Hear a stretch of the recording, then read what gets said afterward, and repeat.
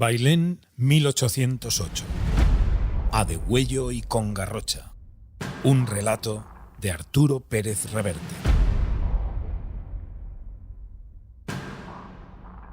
El garrochista Pepe Molina narra a su compadre Curro Centellas la epopeya de los voluntarios de Jerez y Utrera en la batalla donde el ejército de Napoleón sufrió su primera derrota.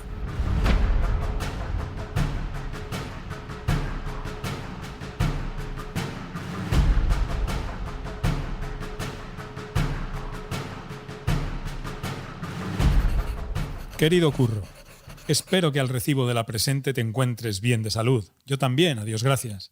Me pides en tu última carta que cuente cómo fue lo de aquel 19 de julio de 1808, cuando estuve dando y recibiendo candela en Bailén con los compadres, que para todos hubo, y me pongo a ello con mucho gusto y feliz de poder contarlo. Lo nuestro, o sea, la que se lió allí, que fue de toma pan y moja, empezó muy temprano entre las alturas del Cerrajón y el pueblo, junto a la carretera que lleva de Espeñaperros. Y como puedes imaginarte, luego ya nos fue cayendo encima de todo. Aquellos gabachos conocían su oficio y sabían tirar. Vaya si sabían los muy cabrones. La primera carga de caballería se la hicimos a primera hora, unos 400 de los nuestros, jinete más o menos, de los que unos 50 y pico eran de Utrera y 138 éramos de Jerez. Lo mejor de cada casa, para que me entiendas. Imagínate a la peña en plena faena. Lo que pasa es que al cabo de un rato, con las siguientes trompetadas que dimos, ya se nos fue clareando el asunto. Caímos como moscas, Curro de mi alma. Y cuando acabó todo, y los mostachones agitaron pañuelitos blancos, s'il vous plaît, messieurs les español y toda esa murga, rendez-moi, rendez-nous, o sea que nos rendimos, comiéndose una derrota como un sombrero de un picador. Las 3/4 partes de los garrochistas que aquella mañana picamos espuelas una y otra vez entre los olivares se quedaron allí para criar malvas. Son cosas de la guerra y de la vida, compañero. Me acuerdo sobre todo de uno que podría haber sido cualquiera de nosotros, mi compadre Juan Pinto, que era una buena prenda. Un bravo de apenas 20 años, con la misma calma con que ponía en respeto un morlaco de 8 castañas en las tierras del señorito, montado allí en su caballo negro ligero, vestido de paisano como íbamos todos los compadres, con sombrero franciscano, pelo en coleta, chaquetilla bordada, chaleco, faja, zahones, espuelas y una garrocha de 3 metros recta y larga como un chopo. Y allá que fue Juan Pinto como fuimos todos, por el rey don Fernando y por la patria, con una mojarra de lanza fijada al asta y un par de cojones, a filetear franchutes a troche y moche. Y me acuerdo, como si lo estuviera viendo, de que después de la segunda carga echó pie a tierra como todos, se quitó y volvió a poner el pañuelo encarnado que llevaba atado a la nuca bajo el sombrero, y con la rienda del caballo en la mano derecha, arrimado a su garrocha y sin quitar los ojos de la línea enemiga, como el que se ha quedado con hambre tras zamparse un bocadillo de jamón, se estuvo quieto y sin pestañear, venteando la pólvora igual que un soldado viejo, pese a sus pocos años, tranquilo como la madre que le parió, hasta que por tercera vez tocaron a botasilla y degüello. Entonces montó de un salto, picó espuelas y salió de estampía como toro del chiquero. Se metió en el polvo y el humo de tiros y cañonazos cabalgando a la izquierda de nuestra línea. Y no volví a verlo más. Han pasado muchos años desde ese día, querido Curro, pero me acuerdo como si hubiera sido ayer mismo. 20.000 franceses mandados por el general Dupont, que iba para mariscal, pero con aquello se quedó a medio camino. Habían querido llegar a Cádiz, pero como no podían, se contentaron con meterse en Córdoba, donde saquearon, profanaron iglesias, violaron y mataron lo que se les puso en la punta del cimbel. Y en Andújar, 3/4 de lo mismo. Lo que pasa es que para entonces el sur de España se había vuelto un avispero, porque estábamos todos más cabreados que un tigre al que le retuerces los huevos. Andaluces y no andaluces, lo mismo militares y gente bien que campesinos, vaqueros, contrabandistas, clérigos y frailes con escopetas, trabucos, cachiporras, espadas, hoces y hasta garrotes, pobres y ricos armados cada cual como podía.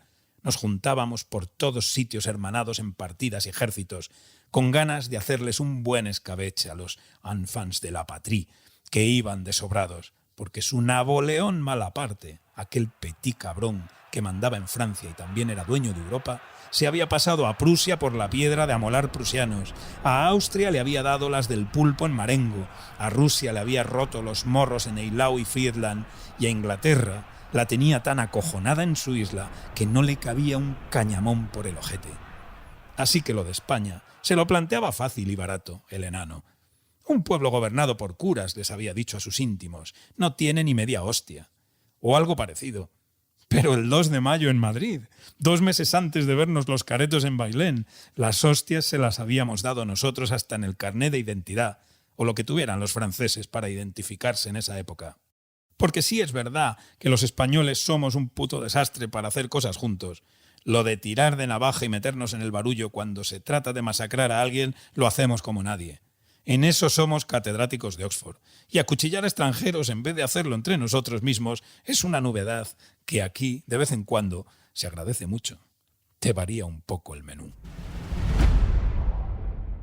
2.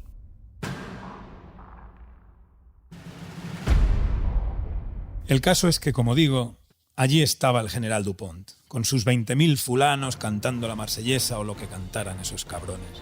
Aunque la verdad es que para ese momento ya se les iban quitando las ganas de cantar. Arrastraban con ellos y por eso iban despacio.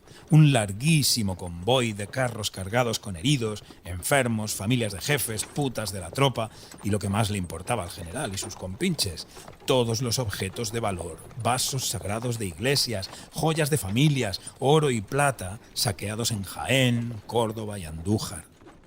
La caravana se alargaba como 10 kilómetros, o más, un par de leguas, como decíamos entonces.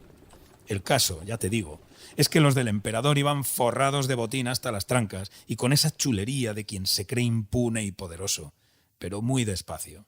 Pasito mi sí, pasito mi sa.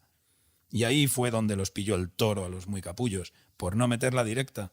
Su idea era llegar a Despeñaperros, pasar el desfiladero y salir de Andalucía para reunirse con otro ejército francés que andaba por allí esperándolos.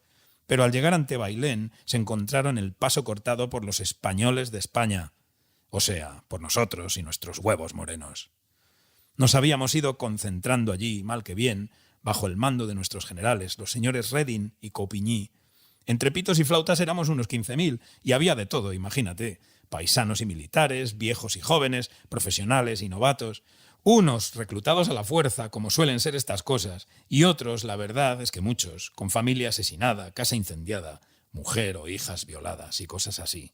O sea, largas cuentas que ajustar con Napoleón y con su puta madre. Muchas ganas de hacerse llaveros con las pelotas de los franceses. Esos, como te cuento, éramos los que estábamos delante, pegados al terreno como si nos hubieran atornillado en él, cortando el paso a Bailén y a Despeñaperros. Pero es que además a Dupont parecía haberlo mirado un tuerto, porque traía pegados a su retaguardia, casi cosquilleándole la retambufa con las bayonetas, a otros casi 15.000 españoles que, mandados por el general Castaños, jefe supremo de todo aquel tinglado nuestro, le pisaba los talones.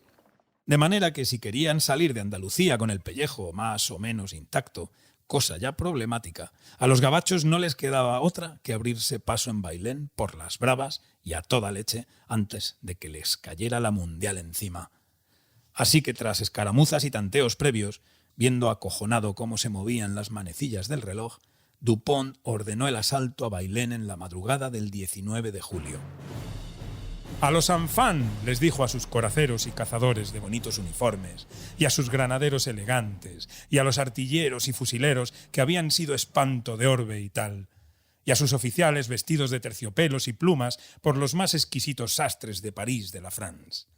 «A los Anfán», repitió Marcial el fulano, «quiero que me hagáis foie gras con esta panda de paletos que se nos ha puesto delante. Comprapá, que les deis leña hasta en el cielo de la boca a esos cagasantos que huelen a ajo y aceite de oliva. Somos nada menos que el ejército de observación de la Gironda, que se dice pronto. Y sí, no gruñáis por lo bajini, ya sé que la Gironda está en el quinto coño, Pirineos arriba, y algunos no sabéis o no sabemos qué carajo estamos haciendo en la puta Andalucía comidos de sol y moscas. Pero es lo que hay, mes a mí. La patria es la patria. Patria no hay más que una y a ti te encontré en la calle. Cumplimos órdenes del emperador, y donde hay emperador no manda fusilero. Así que, sus y a ellos, sacrebleu. Vamos a merendarnos a esos españoles de merde que son bajitos, flacuchos y están menos alimentados que un caracol en la vela de un barco. Los vamos a masacrar, os lo juro. Je vous le jure, oui. Quiero que los convirtáis en picadillo con salsa bearnesa. Y si lo hacéis igual de bien que con los prusianos y los austriacos y los ruskis a los que otras veces disteis matarile, el emperador os pondrá tantas medallas que vais a llevarlas hasta en las braguetas. Así que venga, mes petit garçon. En columna de ataque, de frente, marchen, up, hago, y tú, la Paul, no te escaques de la fila que te estoy viendo. ¡Viva la France y todo eso! ¡Al ataque! Y bueno, por allí andábamos los de Jerez y los de Utrera, con los otros caballistas andaluces, en el ala izquierda del pifostio.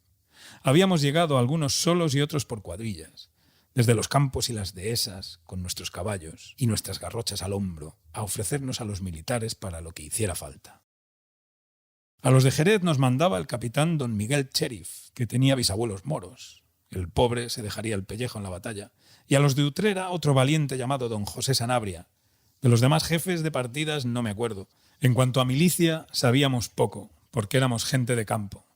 Pero en manejar un caballo y menear la garrocha no nos mojaba la oreja ni el más veterano de los lanceros bengalíes, suponiendo que por esa época hubiera lanceros en Bengala o donde Cristo diera las 7 voces. Lo sabíamos todo del derribo y la tienta del toro, así como de la montería con lanza al uso antiguo. Cientos de jabalís nos habíamos echado al zurrón y al buche. Teníamos entre 18 y 30 y pocos años, y éramos todos vaqueros, ganaderos, monteadores, guardas, caballistas, picadores, dura gente de brega, y también se nos juntaba algún señorito y hacendado con las pelotas en su sitio, sin que faltara algún bandolero o huido al monte, gente cruda que había bajado de la sierra con mucha gana de mojar la navaja. Imagínate el percal, colega.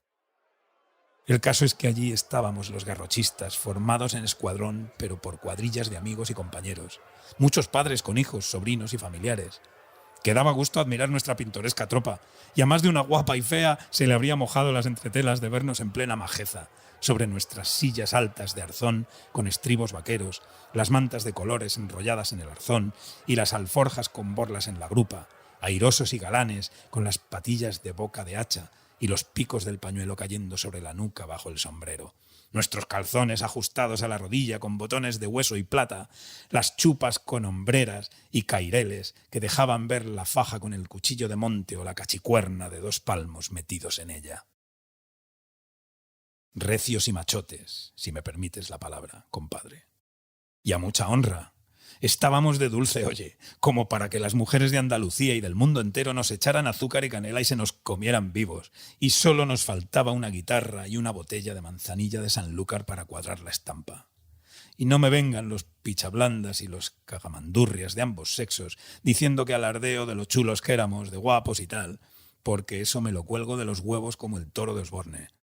En Bailén, los garrochistas andaluces nos ganamos a pulso el derecho de alardear cuanto nos salga del ciruelo, porque regamos con nuestra juventud y nuestra sangre aquellos campos quemados por el sol. Éramos cosa de 200, como digo, o sea, 200 pares de cojones que, puestos a contar de par en par, sumaban 400, que ya es sumar, como se vio de sobra. 3.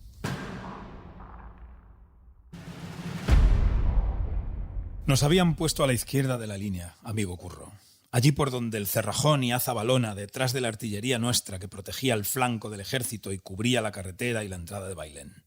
Teníamos cerca a los otros muchachos del regimiento España de caballería, que eran unos 120, y a los 200 y pico del regimiento Farnesio, todos bien equipados con uniforme, armas y disciplina, que nos miraban con curiosidad y algo de guasa, preguntándose de qué sería capaz aquella tropa tan informal y variopinta, que hablaba comiéndose las jotas y diciendo mucho zú, chiquillo y horroroso. El caso es que allí estábamos, como digo, tras haber pasado la noche en vela, porque los franchutes empezaron a moverse a las 3 de la madrugada. Vimos amanecer con el estómago vacío mientras procurábamos tranquilizar a los caballos. Y cuando la vanguardia francesa que buscaba Despeñaperros llegó al lugar, nos encontró cortándoles el paso, Oh, mon Dieu, debieron decir, les malditos español. El caso es que al clarear, apenas amaneciendo, se lanzaron los gabachos en serio al ataque desde los olivares donde se protegían. Lo hicieron, las cosas como son, con mucho valor y mucho oficio, pues no en vano eran en ese momento, mejorando lo presente, el mejor ejército de Europa o el que como tal se tenía. El caso es que avanzaron en columnas de ataque gritando «Vive la France! ¡Vive le petit carbón!» y todo eso que gritan los mostachones cuando atacan. Pero se encontraron con que verdes las habían segado y a mi reja no te rimes, pues nuestra infantería resistió. Nuestra artillería empezó a colocarles cebollazos como panes e incluso les tomamos algún cañón que otro, haciéndolos volverse a por tabaco. También les dimos alguna que otra carga. Y fue entonces cuando el general Dupont, que todavía iba en plan sobrado, nos echó encima a la caballería, tararí, tarará, que aquello era una nube de sables brillando al galope, 400 o 600, no sé, dragones y coraceros que parecía los vaciaban a espuertas, todo el campo lleno de aquellos fulanos a caballo pegando leñazos a diestro y siniestro que de verdad impresionaba verlo. Casi hasta Bailén llegaron dando tajos los hijoputas y ya se felicitaban de estar a punto de conseguirlo cuando nuestros chavales de infantería, que aunque eran novatos y jovencitos tenían buenos oficiales y aguantaban firme, les soltaron unas escopetadas a bocajarro y unos cañonazos guapos que los hicieron pararse. Sonó entonces el clarín dándonos la orden de contracarga. Para rematar el detalle, y allá fue nuestra caballería a batirse el cobre.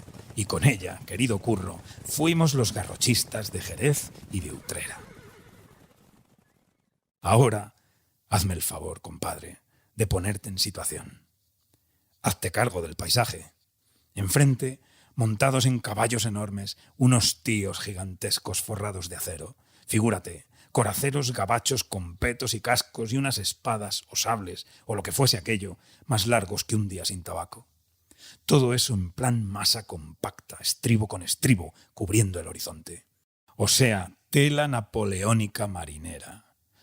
Y nosotros, o sea, el abajo firmante Pepe Molina y los compadres Juan Pinto, Manolo el de la Venta y su hijo Manolillo, Rafita el Bocas, Luisito Jaén, Lucas el Tuerto, los 4 hermanos Bocanegra, Paco Campanas y todos los demás, la flor y la nata de los campos de mi Andalucía, la hombrada hecha con sudor y trabajo, la majeza penibética o como coño se diga, hecha de carne dura, navaja y chulería, hechos a tumbar toros con la garrocha, brutos, serios, analfabetos y decentes, con manos tan encallecidas que podíamos coger una brasa para darnos fuego al cigarro sin quemarnos los dedos. O sea, para resumir, tíos que sabíamos vestirnos por los pies.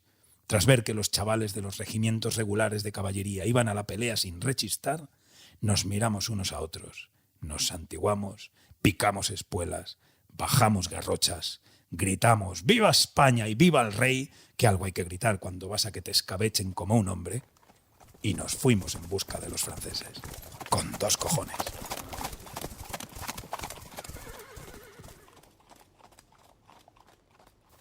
Retumbaba la tierra, amigo Curro, que parecía fuera a romperse. Cabalgábamos acompasados y en línea al principio, unos con otros, y poco a poco nos fuimos separando. Gritábamos sin parar para darnos ánimos, pues aquel muro de acero reluciente que teníamos delante imponía respeto.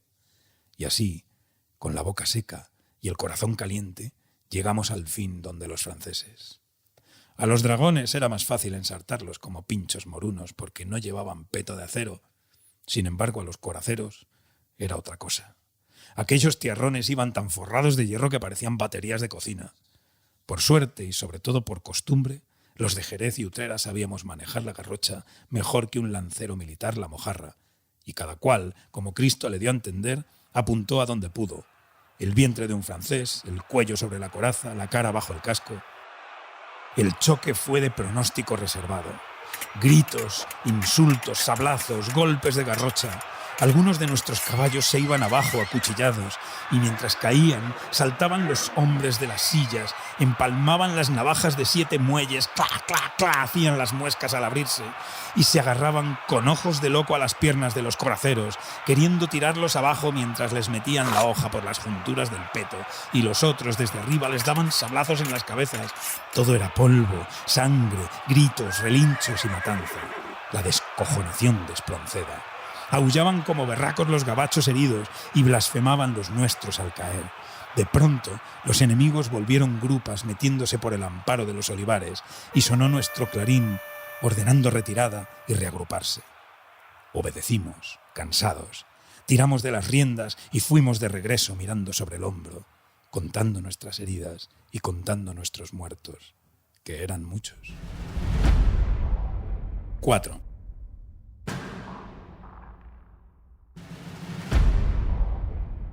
A medida que el sol subía en el cielo, la batalla se hizo general a lo largo de toda la línea.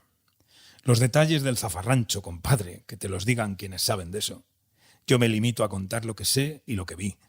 Y lo que vi durante toda la mañana de aquel famoso y sangriento día fue a los franceses queriendo pasar delante hacia Bailén y Despeñaperros, intentándolo una y otra vez, y a los españoles impidiéndoselo, firmes como rocas. Lo pagamos muy caro, por supuesto, pero ellos todavía más. Amparada en los olivares, su caballería iba y venía del centro a nuestra izquierda, protegiendo a sus columnas de ataque y acuchillando cuanto se meneaba.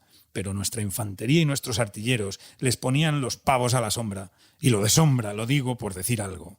Porque a medida que el sol estaba más alto, el calor se hacía espantoso.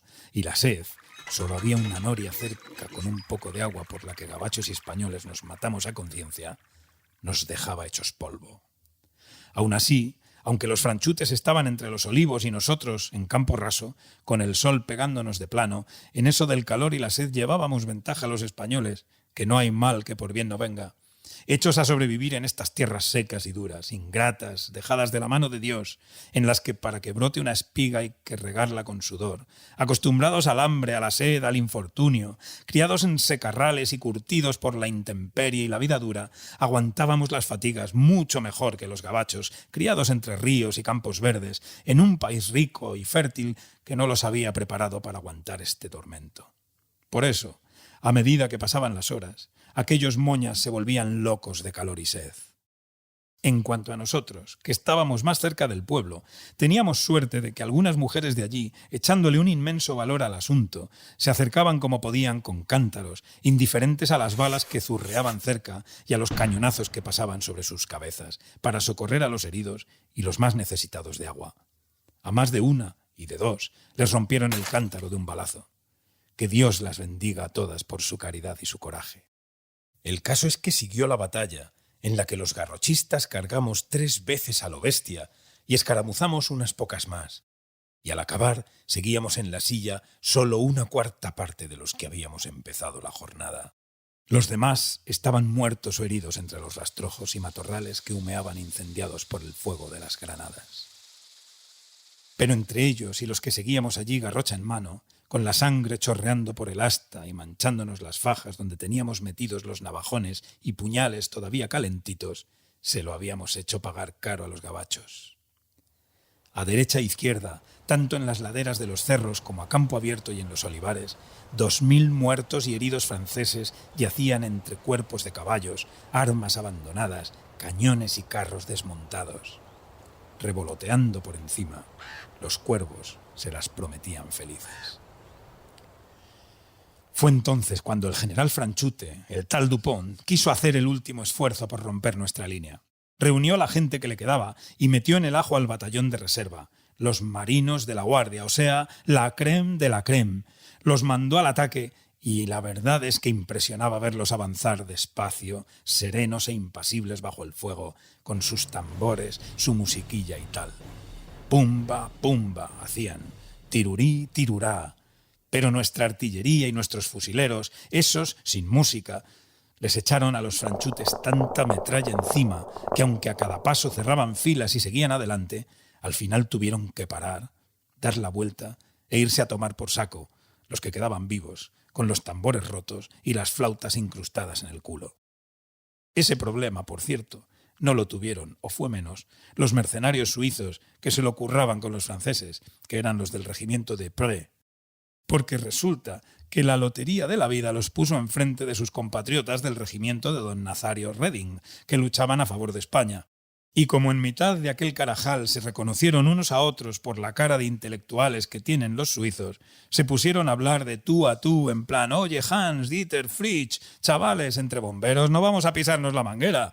Dime la hora que se me paró el reloj de cuco, toma un pitillo y dame fuego. Tú dispara al aire y yo también lo haré. Tú a Boston y yo a California. Que se maten entre ellos estos pringaos españoles y franceses, que nosotros estamos aquí para cobrar, etc. Así que vamos a llevarnos bien, colega, concluyeron. Y al fin, tras pegarse una buena ensalada de tiros al principio, se llevaron luego de puta madre. Y en cuanto la cosa se les puso chunga, los que estaban con los gabachos se pasaron a nuestro bando con la mayor naturalidad del mundo. 5.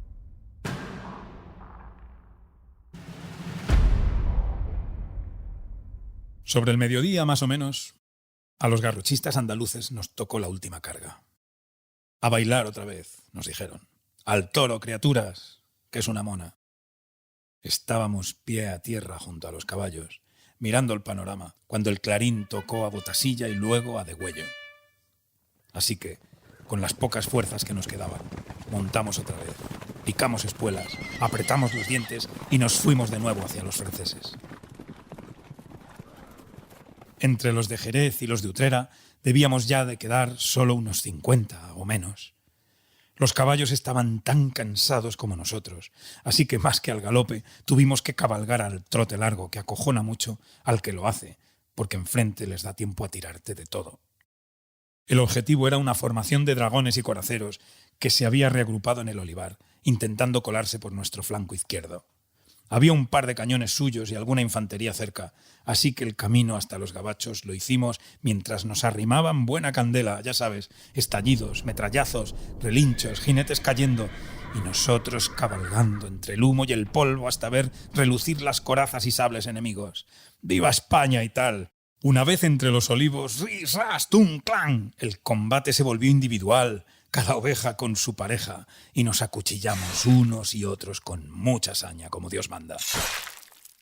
Aquella era la cuarta carga que soportaba mi garrocha jerezana, y hasta allí llegó, pues se quebró cuando ensarté a un coracero, derribándolo del caballo y llevándose los pedazos de la vara de fresno con él.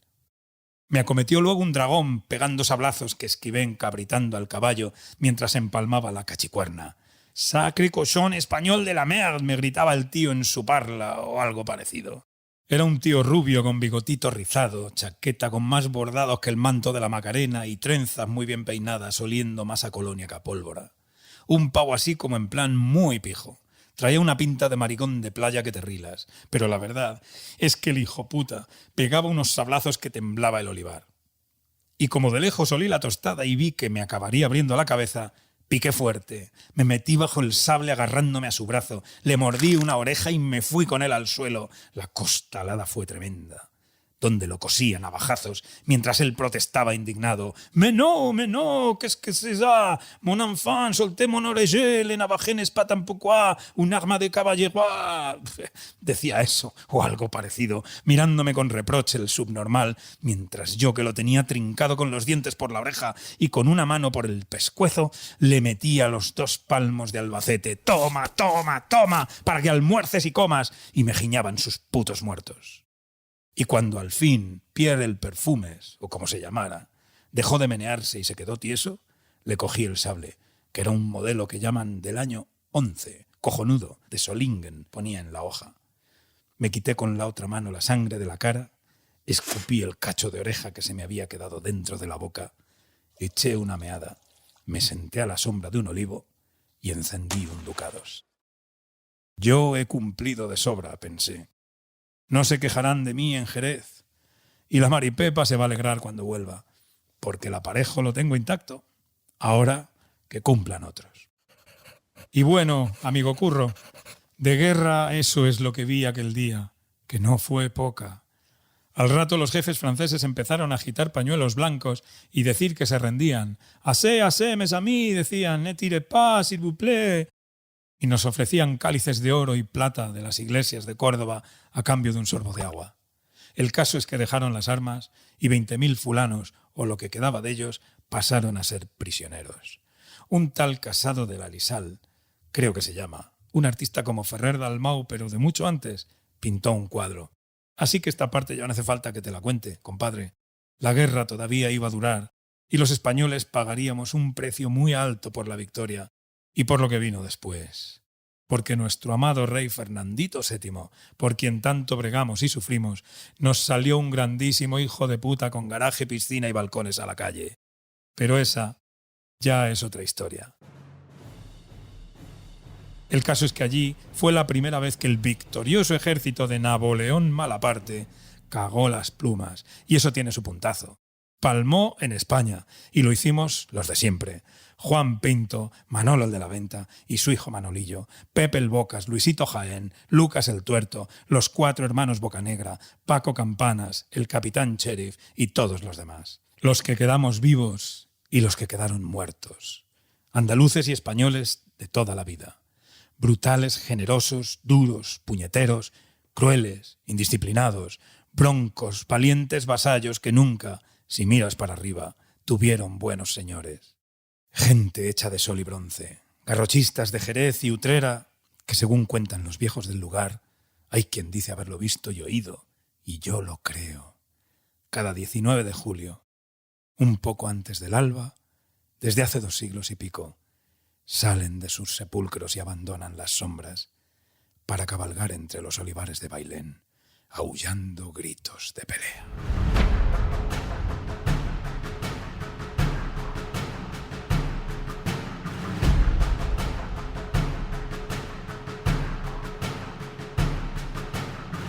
Bailén 1808, a degüello y con garrocha, es un relato inédito de Arturo Pérez Reverte para ABC, locutado por Jesús García Calero, con adaptación sonora de Diego Moreno Bermejo y con la colaboración de Andrea Carrasco.